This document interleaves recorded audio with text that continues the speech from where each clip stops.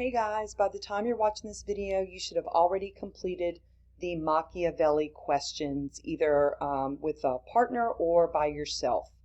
So that should have already been submitted, and now we're going to go ahead and discuss a little bit about Machiavelli and, of course, his very important work titled The Prince.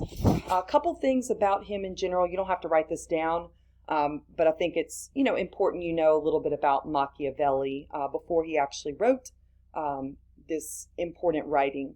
He was a political official serving in the Florentine Republic after the Medicis had been expelled 4 years earlier by the French. And then after the French get defeated in the early 1500s, a Spanish victory led to the Medici family being restored to power. Remember, I had mentioned this previously. So Machiavelli and others are exiled for some of their views. Well, forced to give up politics, he reflected on political power and wrote the, of course, famous writing that he's known for titled The Prince in the year 1513. So you can see here it is the quintessential, and that just means most important, political treatise just being a fancy word for writing, of the 16th century. Now, notice this isn't on the PowerPoint, but you might want to just make note of this because it was part of the questions. What is the reason that Machiavelli wrote such an important work? And we know it was because Florence had been invaded by foreigners. And so Machiavelli wants to find the reason why and what actually went wrong. And so what he concludes is that it was because of weak political rulers that had made Italy vulnerable to these attacks. Back in the Middle Ages, rulers were encouraged to rule based on Christian moral principles. But Machiavelli's approach is much more realistic. According to Machiavelli, a prince's attitude toward power must be based on an understanding of human nature. And if you know anything about Machiavelli, he views man or human nature as basically self-centered. He says man can be ungrateful and fickle, which means they change their mind often. Men are not loyal. They will betray you in a heartbeat. More about that when we get to the actual quotes. But he wrote this basically as a book of advice on the kinds of qualities a ruler should possess in order to not only be in power, but to maintain their power. So he clearly wants strong Italian leaders to stop, excuse me, just a second, I kind of messed up on that part. Okay, so what I was saying is he wants strong Italian leaders to step forward to get rid of those foreign leaders that had invaded Italy. So again, he's looking for, he says, weak political leaders made Italy vulnerable to these attacks, and I am pleading to you rulers out there, you need to be a lot stronger than you truly are. So again, he's given out a lot of advice. We know that Machiavelli had a particular person in mind. It says here he observed the political leadership of Cesare, that's how you pronounce that, Borgia, who happened to be the son of Pope Alexander VI. So there you go. Savonarola was definitely correct in that the Pope was performing, sinful activities, things that the Pope shouldn't do, which is bear children. So back to Cesare. He had ambitions of uniting Italy under his control. So according to Machiavelli, this was basically a model prince. This is everything Machiavelli was looking for in his description of what a ruler should be. All right, couple of famous parts of the actual writing, The Prince itself. He stated politically, the ends justify the means. Some of you know what that is, but just in case you're not quite understanding that, he's basically telling you to do whatever you have to do in order to be successful. So he's saying if you've got to cheat, lie, steal, do it. If it's going to make you successful, then get it done. Okay, so the end justifies the means.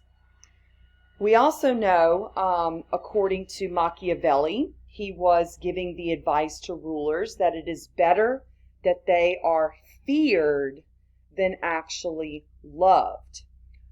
Because again, you think about that, the context of that. If people fear you, then they will think twice before they try to double cross you or take advantage of you, because they're afraid of what you might do. So Machiavelli, remember what he said about the human nature, that man is going to be selfish and do what is in his best interest. Man's going to turn against you if that fits their interest. But that all kind of stops if they're afraid of what the ruler will do to them if they do in fact betray or go against the ruler. So that's why Machiavelli is using this very important statement. Better to be feared than to be loved. Now, when he says feared, he does say avoid being hated.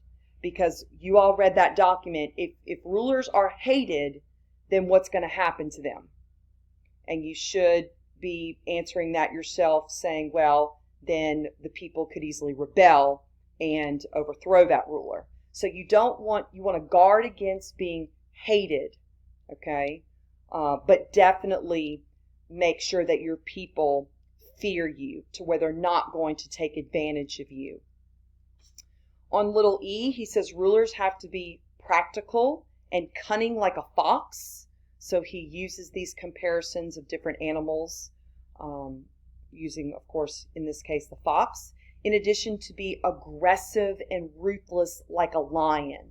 So you're definitely going to want to make sure you know those particular animals and the characteristics.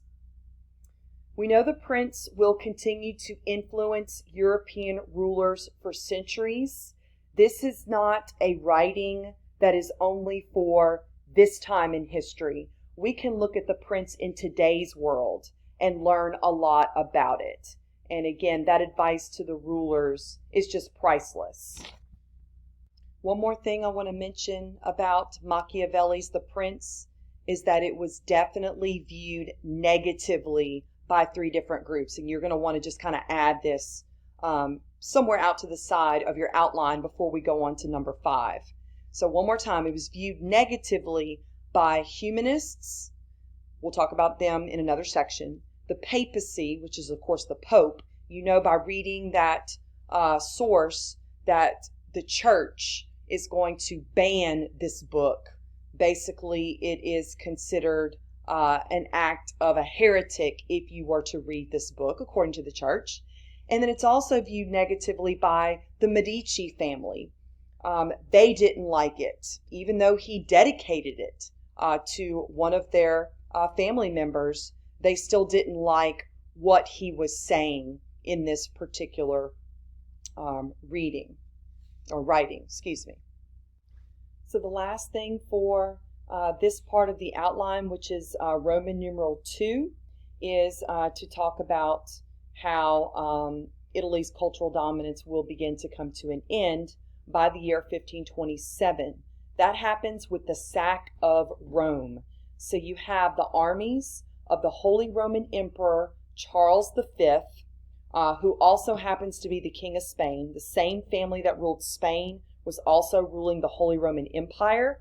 So the only difference is in the Holy Roman Empire, it was Charles V, that was his title. And then in Spain, he was given the title Charles I, because there had not been a previous Charles that had ruled Spain. Whereas in the Holy Roman Empire, there had been 4 other people named Charles. So that's how they get those Roman numerals, if you've never known that.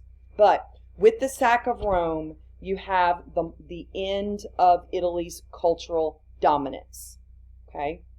So the next section we're going to go over is Roman numeral 3, and it pertains to humanism, which deals with a lot of the writings of the time. And once we get finished with that, we'll move on to the world of art and talk a lot about the painters and the architects and, sculpting, all of that great stuff. So I promise it's going to get a lot more interesting as we move forward in this chapter.